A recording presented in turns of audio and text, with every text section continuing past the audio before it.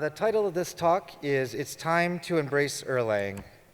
And so I'm Todd, and I'm an engineer at Weedmaps, and also on the Hex core team, and online at Super Simple. All right, so when I originally got involved with Elixir, this is the sentiment that I heard. So Elixir is the solution to Erlang syntax. So there's this great ecosystem called Erlang, but the syntax is so bad that we had to invent a new language so people could use it. And yeah, sorry.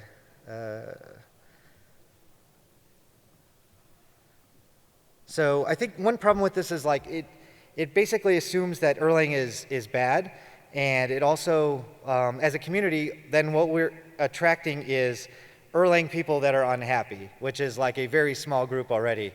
And we're alienating all the people that know Erlang and don't think it's necessarily bad.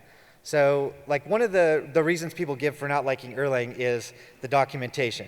So this is your Erlang documentation, and granted it's probably not as easy to read as Elixir documentation, but that's a really high standard.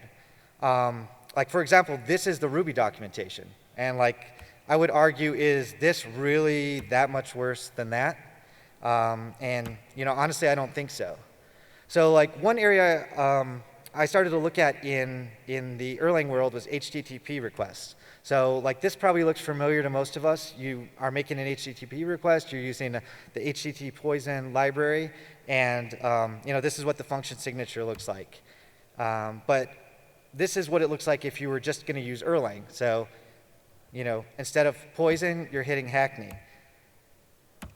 So I took a little look at what HTTP poison does, and inside the poison library, it's doing this function, this do request. So basically all it's doing is delegating to a Hackney method or function.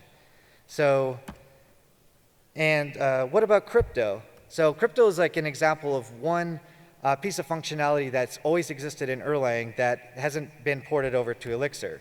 So if you're going to do anything that's involved with crypto in Elixir, you're going to have to use Erlang anyway. So this is an example of really the only way you can do this crypto in Erlang. So instead of fighting against the Erlang community, maybe we should just embrace all of our Erlang roots. First of all, it's unavoidable. If you're doing things like crypto, you're going to have to learn the Erlang APIs. A lot of what is involved with what we do isn't related to the Erlang code itself, but is related to the VM. And that's something that we all share as a community. And nobody besides maybe Jose has more than 5 years of Elixir experience. Whereas there's this whole community, lots of people that have way more than 5 years of Beam experience out there. So rather than to alienate them, let's embrace the Erlangers of the world. So thank you, and special thanks to a guy that helped get me started on my Erlang journey, a guy named Brian Paxton. Find him online at Starbelly. Thanks.